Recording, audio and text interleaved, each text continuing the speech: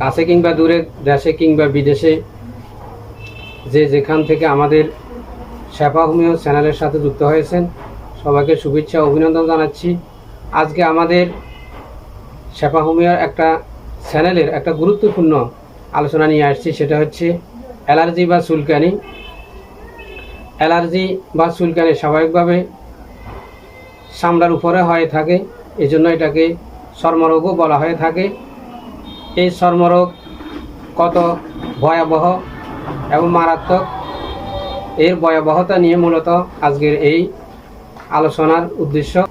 আমরা চেষ্টা করব এই যে অ্যালার্জির যে ভয়াবহতা এবং এর কুফল এবং সুফল নিয়ে আমরা আলোচনা করব।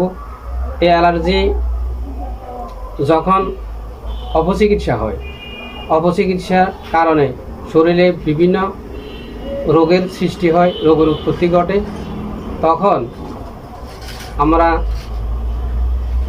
স্বাভাবিকভাবে অনেক কষ্ট ভোগ করে থাকি।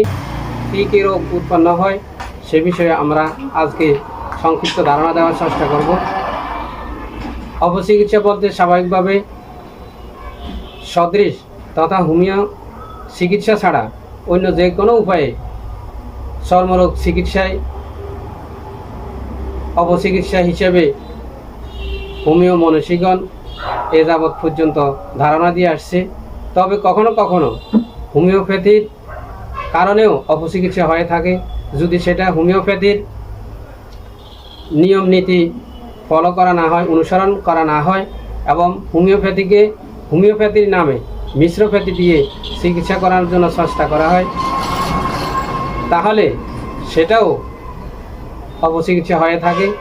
আর এই অপচিকিৎসার ফলে মানব শরীরে যে সকল মারাত্মক ব্যাধিগুলা বাসা বাঁধে, মানুষ মারাত্মক রোগের জাতাকলে পৃষ্ঠ হয়ে কষ্ট ভোগ করতে থাকে, সেগুলো হচ্ছে সেই মাথার তালু থেকে শুরু করে পায়ের তালু পর্যন্ত 3.5 হাত বডির যে কোনো রোগ হতে পারে।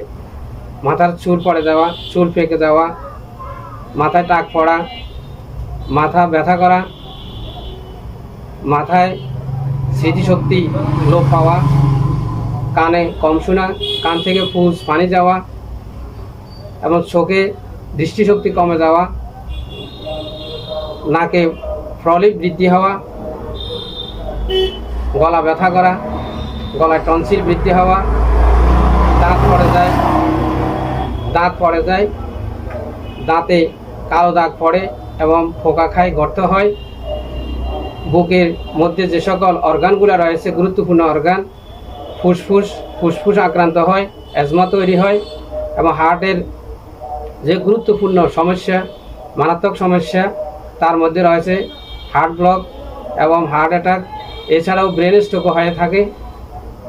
পর্যায়ক্রমে আমরা যদি ফ্যাটের দিকে যাই, বিভিন্ন ফ্যাটের ফিরে ভুগে থাকে, আমাশা, ডায়রিয়া, ফ্যাট ফাঁপা, গ্যাস্ট্রিক হওয়া, এছাড়া যে কোমরে ব্যথা, বিভিন্ন শরীরের অঙ্গ প্রত্যঙ্গে ঘিরে ঘিরে ব্যথা হওয়া, বাত হওয়া, প্যারালাইজড হওয়া, এছাড়াও আলসার, ক্যান্সার, গ্যাস্ট্রিক সহ নানান রকমের রোগ ব্যাধি হয়ে থাকে। তাছাড়া যে ঘুম না হওয়া, এটাও অ্যালার্জির চিকিৎসার কুফলের একটা গুরুত্বপূর্ণ বিষয়। এছাড়াও যে সকল নারী পুরুষ সংসারে অশান্তি ভোগ করে থাকে, স্বামী স্ত্রীর অমিল, যৌন সমস্যা সহ স্ত্রীদের নানা রকমের সমস্যা হয়ে থাকে, বন্ধ্যাত্ব, লিকুরিয়া স্রাব, অনিয়মিত মাসিক সহ যে সকল মহিলা বিশেষভাবে স্বাভাবিক গর্ভ না হয়ে সিজারের মাধ্যমে সিজার হয়ে থাকে এবং অনেক সময় অনেক মহিলাদের যে অল্প সময়ে বা অপরিপক্ক বাচ্চা প্রসব করে থাকে, এই জাতীয় নানান রকমের সমস্যা হয়ে থাকে। আর বর্তমান যুগে ডায়াবেটিক্স এটা একটা মারাত্মক ব্যাধি হয়ে দাঁড়িয়েছে, যার চিকিৎসা বা ওষুধ মৃত্যু পর্যন্ত সেবন করতে হয়, হাই প্রেশারের ওষুধ মৃত্যু পর্যন্ত সেবন করতে হয়। এই সকল যে মারাত্মক রোগগুলোর কথা বলা হয়েছে, সবগুলা রোগেই কিন্তু এই অ্যালার্জি বা চুলকানির কুফলে হয়ে থাকে। আমরা যদি এর সঠিক এবং সুচিকিৎসা করতে পারি তাহলে আমাদের এই যে মারাত্মক এবং ভয়াবহ ব্যাধি থেকে আমাদের সহজে রক্ষা পাওয়া সম্ভব। আমরা যদি কোথাও অ্যাজমা বা হাঁপানির রোগী চিকিৎসা করি তাহলে দেখা যায় যে ওই অ্যাজমা বা হাঁপানি চিকিৎসা করতে গিয়ে আমাদেরকে এক পর্যায়ে দেখা যায় হয়তো চুলকানি বা অ্যালার্জি দেখা দিতে পারে। এরকমভাবে যদি আমরা কোনো হার্ট ক্ষয় রোগী আসে তার যদি আমরা ইতিহাস নিই তাহলে দেখা যাবে যে সে বলে থাকবে এক সময় চুলকানি ছিল, চুলকানি চিকিৎসার পর শরীরে হার্ট ক্ষয় হয়েছে। এই হার্ট ক্ষয় চিকিৎসা করতে গেলেও দেখা যাবে যে অনেক সময় যে চুলকানি দেখা দিবে। এই চুলকানি দেখা দেওয়াটা মানব শরীরের জন্য এটা আশীর্বাদ। অর্থাৎ এই চুলকানি দেখা দেওয়ার পর বুঝতে হবে আস্তে আস্তে তার যে হার্ট ক্ষয় বা অ্যাজমা রোগ সেটা আস্তে আস্তে সে আরোগ্য লাভ করছে।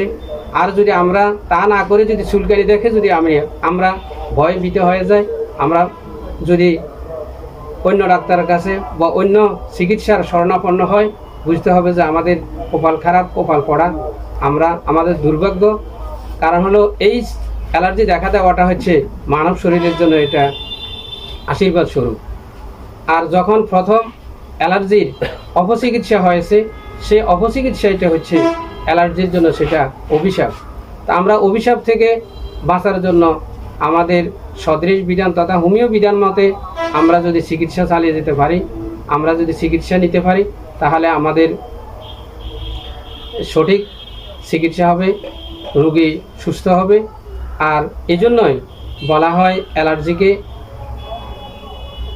Allergy is the mother of all disease, অর্থাৎ অ্যালার্জি হচ্ছে সকল রোগের মা বা জননী।